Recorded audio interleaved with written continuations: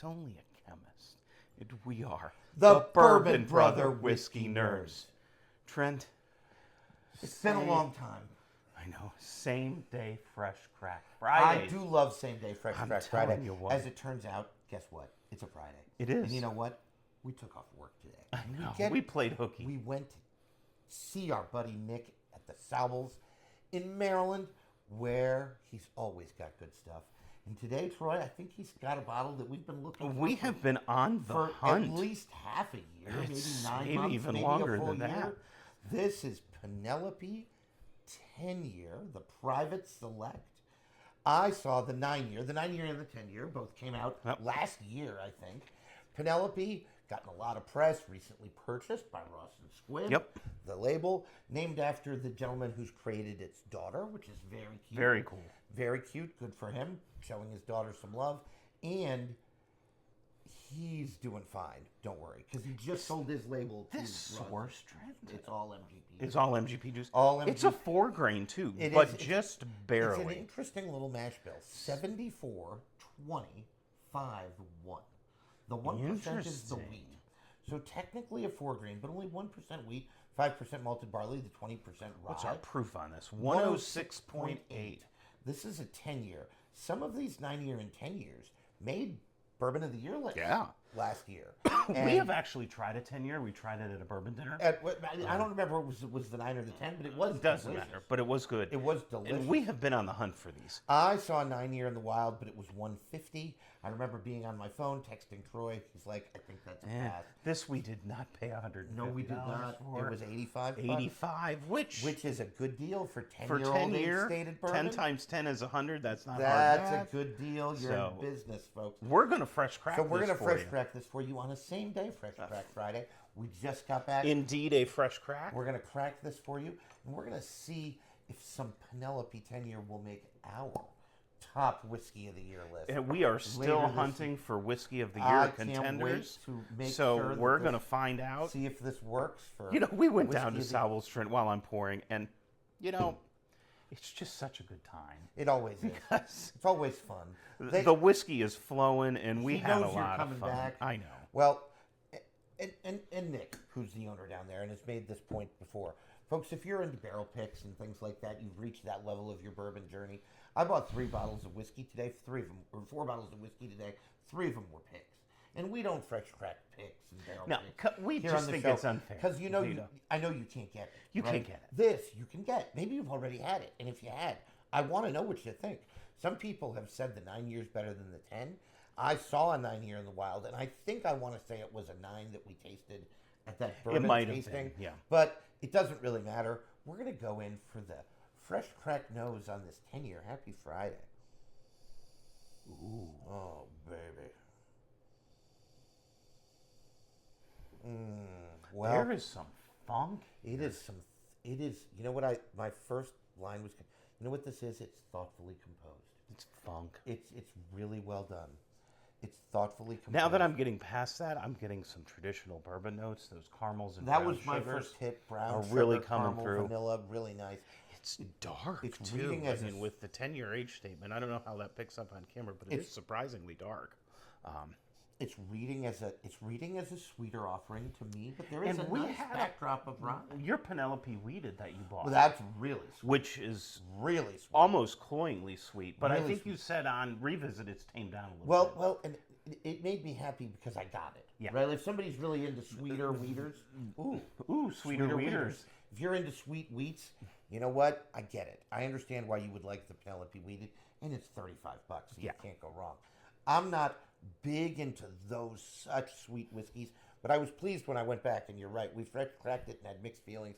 I went back and appreciated it more because at least I got the appeal. I understood the market. There's a niche Some for that. smoke and barrel char. Well, you're right about the barrel char. You're right Yep. about the funk.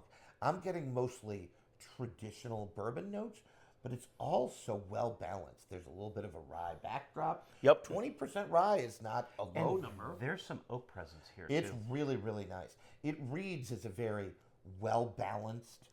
I was talking off camera to Troy about balance in whiskey. So important. You don't want any note, to be Particularly when you overtaken. get to those more expensive and Right. higher age statements. You don't want any note to be out of whack, or it's not going On to a $40 whiskey, you can excuse the finish from being a little less than exhilarating. or it being like again the $35 Penelope. Correct. Really, really sweet. Yeah. You can forgive that. It's $40. You've an offering like this that's such sweetness. When you're getting really into weirds these you out. upper ranges, you want that balance, and those is really nice. Boy, it smells dynamite. There's a little bit of an MGP note. Yeah. A little bit of a craft note. Maybe I'm picking that up as a funk. Maybe you're picking that up as a funk. You're right about that. There's a smoke.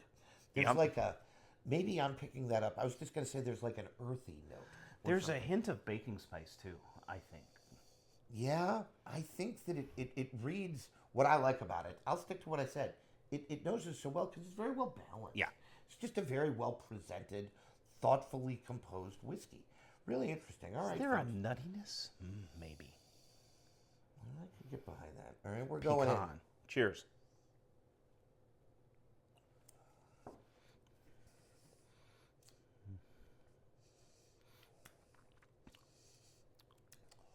Isn't that interesting? I'm anxious for my second sip because I haven't quite formed an opinion yet. I like a lot of what I'm tasting, but it's not as true to the nose as I thought it would be. I get a lot of upfront traditional bourbon notes. I think it drinks sweet. Sweetness. It drinks sweet. It leans sweet. Mid palate, there was a nice transition. A nice transition. To like some sweet oak and rye. Sweet and oak some and spice. and I'm sticking to that char and smoke note It's that we there. got on the nose. Some earthiness. I can get behind Trent's earthy note. Yep. Black tea, maybe. Yeah. You know, it's It's an interesting whiskey. very well rounded. Okay, there's a nice Now finish there, coming yeah, the finish is a bit of a It's sneaker. very smooth. It's sort of a sneaker. Little chocolatey. Yeah, well, it's smooth. Yeah. It's not rye peppery, right? It's The very pepper smooth. was all on the transition Chocolate- from front chocolate of the palate. is to actually mid- a really good It's note really for the good note. finish. Yeah. Maybe that's the wheat coming through and softening it a little. I don't know. 1% wheat, it's tough to imagine that makes a big difference, but they put it in there for a reason. I mean, you don't have, I mean, it would be, as imagining the grain mix going into the mash, right? I would imagine that 1% rye, like if you put it in there, you wanted it. Right? Correct. Because you didn't. It was done with some level of intent. Because you don't like accidentally add 1% of Yeah, something, precisely. right? Like so they did it with a purpose. And everything about this whiskey, I think this tastes like they wanted it to taste. And it's very approachable. It's very the finish is still going. Yeah, the finish is might really be the nice. star of the show. Really, really nice. And Troy's right. Now I'm transitioning to like a nice smooth oak, some sweetness. Chocolate is a good note. Troy's right about the like a nice toffee nuttiness, right, or something. Also there on the finish. More pecan-y or hazelnut, you know. Maybe that's because I'm thinking Christmas and I think hazelnuts at Christmas. I don't know why. Do you think hazelnuts? I'm not sure why. I like chestnuts. you know, Chestnuts at roasted over an open fire. Well, it's all fun and games till somebody roasts your chestnuts, right? Yes. Then, Jack Frost is there nipping at body parts Jack like Jack Frost. Frost, stop it. Now, Yeah, Jack, anyway. listen. Jack. I'm going in for my second sip. Yeah, so that we don't get deplatformed. Oh, I Yeah. really like the nose on this. It's though, too. really good. Well, the nose and the finish.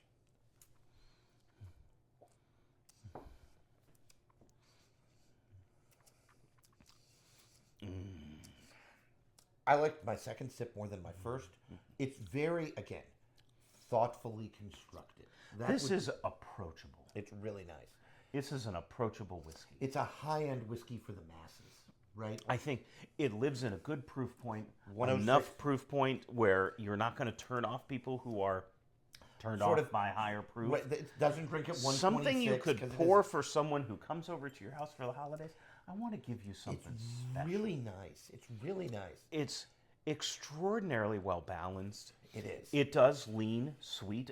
Do not let that 20% rye scare you if you're rye shy. No, I think it drinks sweeter than 20%. I think so quite too. Frankly. If you're rye shy, this is, you know, the rye is there again to create that balance from the, I think, relatively aggressive sweet notes. I don't even think that it presents as rye.